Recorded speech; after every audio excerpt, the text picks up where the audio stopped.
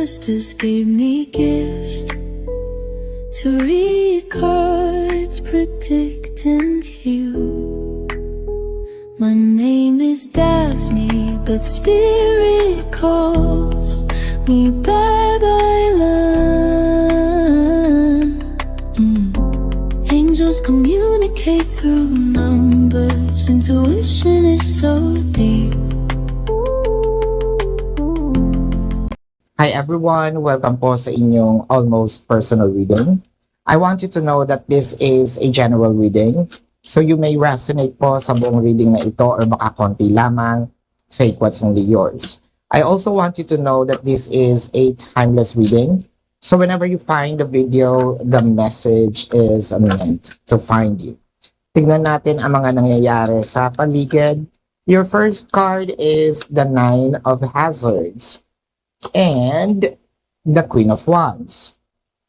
So bakit parang sinasabi mo dito, gusto ko naman itong mangyari, gusto ko ma-experience ito, vino-vocalize ko na, but it felt like things are, parang hindi ako nakikita, hindi ako napapakinggan, parang nakikipag-usap ako sa wala. Kahit na I'm very vocal with it, no? Kunyari, sinabi nating pakibayaran naman itong, lalo na doon sa mga mag-asawa, no? Ikaw na muna bahala dito sa Meralco, no? Yung ganyan. Kasi meron akong gagawin. So, binigay mo na yung pera, nandun na, kumbaga babayaran na lang, nakakalimutan pa din, no?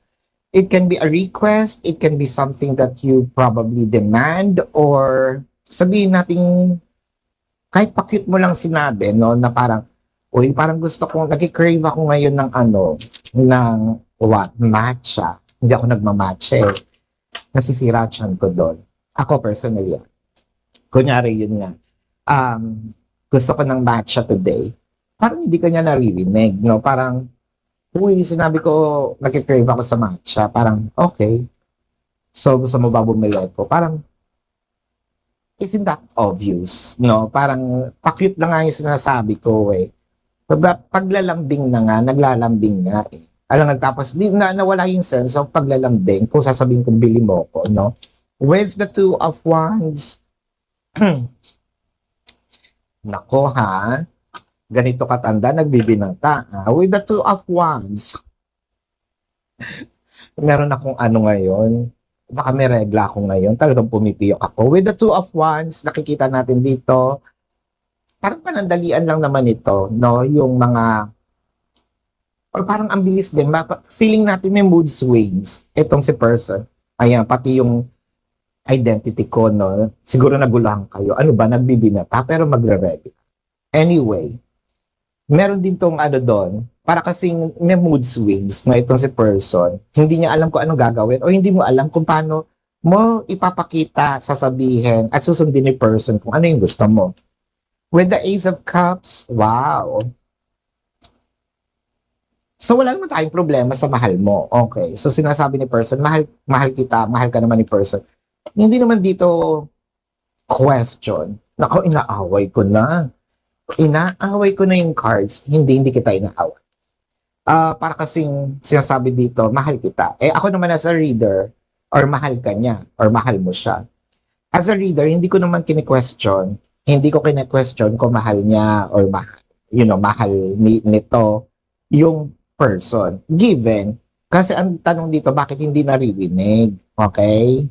So, kasi merong, yung mga cards, may kanya-kanyang mga attitude. Merong maloko, merong cards na talagang parang sasampalin ka ng, di ba sinabi ko nga eto, blah, blah, blah. Yung parang, may mga attitude yan eh, parang mga tao din yan, no? So, parang ito, medyo naguluhan yata siya sa aking, gustong makuhang sagot. So, with the Five of Cups, so bakit siya nangihinayang ka kasi hindi ka naririnig? The Eight of Cups, and the Nine of Cups. Nangihinayang ka kasi, parang, ang sinasabi mo yata is hindi lang para sa'yo, kundi para sa inyong dalawa. Nakakahinayang kasi parang hindi niya nakikita yung value, no, ng pagsasabi mo, pagsasalita mo. So, Parang hindi niya pa nakikita yung value ng kaya ko to hinihingi or kaya ko to gustong mangyari. Hindi lang naman ako yung magbe-benefit, no? Tayong dalawa.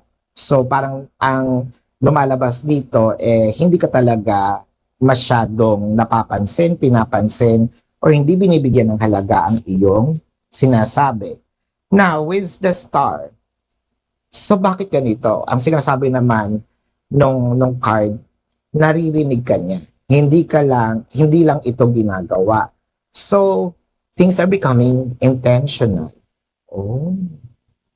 Iniintriga tayo ng card sa intentional na hindi talaga pinapansin, intentional na hindi talaga ginagawa. Oh. Bakit? With the Two of Cups. So babalik na naman siya sa pagmamahal. There must be something with loving you. Kasi inulit na naman niya dito. So after mag-explain ng card, inulit na naman niya na mahal ka niya. Meron yatang gustong ipahiwatig ang card na ito. Dahil binabalik niya, I think si card, ako ang confused, hindi in card. Let's unravel. So mahal, okay, babalik natin. Okay, mahal. The Three of Wands. So waiting for the right time. Siguro hindi lang ito yung basta request na about yung bayaran si ganito. There must be something na I think that your person would love to say, mahal kita pero hindi ko pa kayang gawin for now. Kasi I'm waiting for the right time or I'm waiting for a sign. It may be a sign from the universe or bas-bas, no? Ng someone. So with the Fool card and the Ten of Hazards, pwede ditong ang hiling magsarili na tayo ng bahay, bumuo tayo ng family, magkaroon tayo ng anak, or dagdagan natin yung anak, or lumipat ng trabaho. Parang sinasabi dito, gusto ko rin gawin the Ten of Hazards, no? Pero hindi ito nagiging padalos-dalos with the Full card, no? Parang kaya ko naman siyang gawin or gagawin ko siya kapag prepared ako. Pag well-prepared na ako. Kapag handang-handa na ako, more of financially. So baka kasi yung hinihingi mo dito is more of financial needs or kailangan ng medyo malaking funds, which I feel like your person doesn't have yet, pero sinusubukan. Gets ko na. Kaya siguro nandito yung pagmamahal. Baka kasi yun yung nagiging sukatan natin, na kung mahal mo ako, gagawin mo to. Kung mahal mo ako, bakit hindi mo pa siya ginagawa? So parang sinasabi dito na mahal ka naman niya. Hindi pa lang kaya, pero pinipilit niya. So yun. So gets na natin. Hindi ang cards ang confused, no? Kasi parang ako as a reader, gusto ko agad ng sagot. So parang pinakita sa atin ng card na hindi ganun kadali yung hinihingi, pero gagawin in the future. Okay. So this is your reading. Let's check the zodiac sign of the person. Pero bago yan, kung kayo po yung nakaka-resonate, let me know sa comment section. And kung meron po kayong mga katanungan sa description box ng video na ito, there is a link. Click the link. You will be routed to my website. Nandun po yung name, number, QR code, amount per question. Take advantage of the 4 questions plus 1 kasi discounted po yun. And if you want to book a private reading, nandun din po siya. No?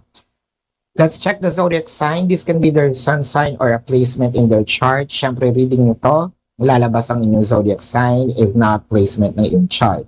I'm seeing Capricorn, Cancer, Aries, Leo, Aquarius, Sagittarius, Scorpio, Pisces. Did I mention Cancer? Yes. So this is your reading. Maraming salamat. Love and light. Namaste. See you po sa susunod na readings. Goodbye.